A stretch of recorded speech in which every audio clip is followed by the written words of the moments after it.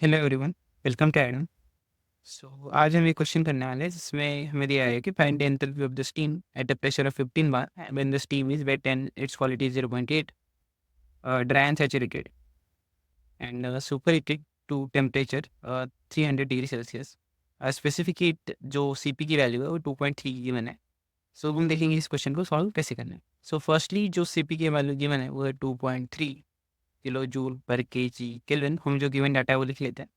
जो प्रेशर है गिवन वो 15 बार है, और जो ए क्वेश्चन में हमने पूछा है वो है कि क्वालिटी अगर 0.8 है जो कि एक्स की वैल्यू होती है, ड्राइनेस फ्रैक्शन की वैल्यू।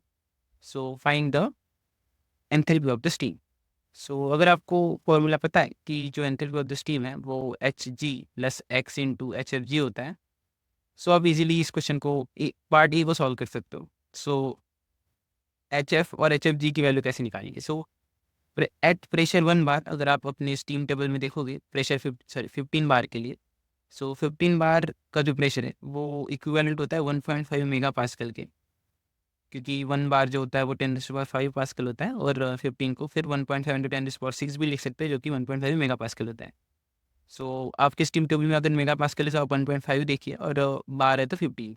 जो अगर आप वैल्यूज़ देखेंगे तो आपकी कुछ ऐसी वैल्यूज आएंगी जो एच एफ की वैल्यू, एच एफ जी की वैल्यू और एच जी की और सेचुरेशन टेम्परेचर की वैल्यू आपके पास आ जाएगी स्टीम टेबल से।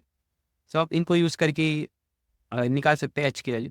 जो एच एफ की वैल्यू है जाएगी वो आएगी 844.7 प्लस एक्स की वैल्यू 0.8 गिवन है इंटू एच एफ जी जो क्या आएगा 1945 अगर आप इसको कैलकुलेटर में करेंगी 844 प्लस 0.8 इंटू 1945.2, ये आ रहा है 2400.86।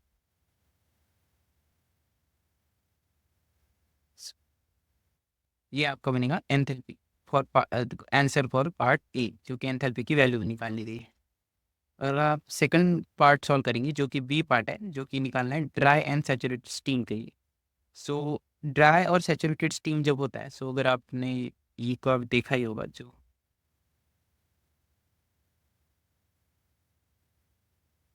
ये कांस्टेंट प्रेशर लाइंस जो होती है, ये जो पूरा यहाँ पे अगर लेट से हम बोल दे रहे कि टी सैचुरेशन आ जा रहा है और उसके बाद जो है सुपर हीटेड स्टीम बन जाती है, टेम्परेचर राइज होता है, this is T and this is the volume of the gas in the x axis. अगर आप देखोगे कि वेरिएशन, अगर आपने देखोगे कि जो टेम्परेचर का है वो सैचुरेटेड के बाद सुपर सैचुरेटेड स्टीम या फिर सुपर हीटेड स्टीम जो है वो बन जाती है।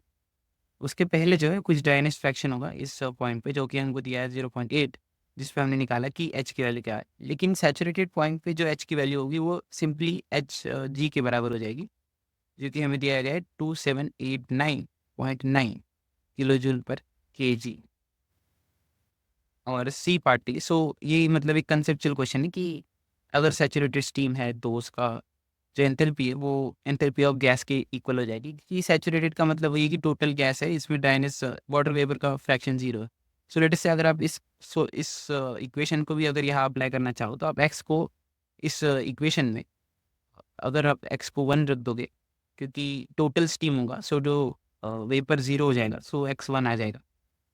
एक्स अगर 1 आ गया तो H F plus H F G आएगा एच जी, जो कि हमने यहाँ पे बोला है कि H is equal to H G. इस इक्वेशन से आप निकाल सकते हो एक्स को 1 पुट कर दिया था सुपर सैचुरेटेड के लिए निकालना है। लेकिन अगर सुपर हीटेड के लिए निकालना है तो उसका फॉर्मूला थोड़ा चेंज हो जाता है, जो कि एच हो जाता है, वो होता था एच जी प्लस, क्योंकि अब हम यहाँ तक ही निकाल रहे हैं, टेम्परेचर ज़्यादा है थोड़ा, तो ये हमें ऐड करना पड़ेगा इतनी एंथैल्पी। इतने एंथैल्पी का जो फॉर्मूला आता है वो तो C P into delta T, जो कि टी होगा माइनस टी सैचुरेटेड। और एस जी की वैल्यू हमें पता है 2789.9 है, प्लस सी पी की वैल्यू 2.3 दे रखी है, और टी हमारा है 300 डिग्री सेल्सियस, क्योंकि हम 300 डिग्री सेल्सियस तक उसको हीट किया है, और माइनस जो सैचुरेटेड टेम्परेचर है वो 198.3। 300 माइनस 198.3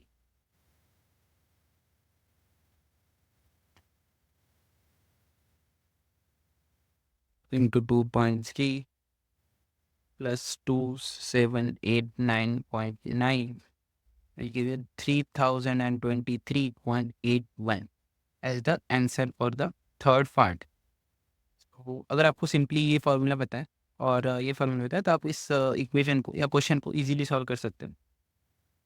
सो सो ये सिंपल क्वेश्चन बन जाता है अगर आपको फार्मूलाज पता है और कॉन्सेप्ट पता है कि सैचुरेटेड का और सुपर सैचुरेटेड का कैलकुलेट कैसे करते हैं। सो या this is how you can solve this question. Thank you.